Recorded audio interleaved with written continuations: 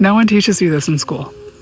But once you understand this, every argument starts to make sense. People almost never change their minds because they lost an argument. And most people don't realize that.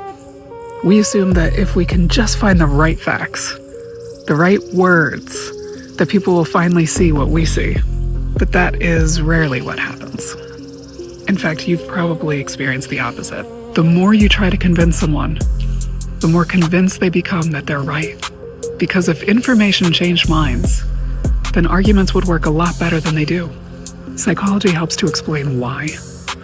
Humans don't experience beliefs as simple ideas.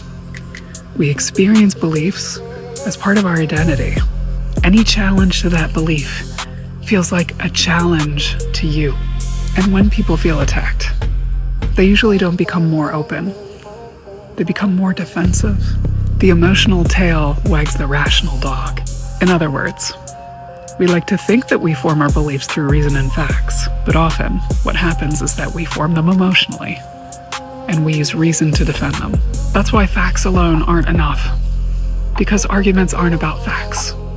They're about identity. People don't believe what they believe by accident. Experiences, rewards, pain, and the stories that they've learned about how the world works.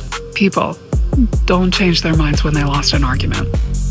They change their minds when a new way of seeing the world starts to make more sense than the old one.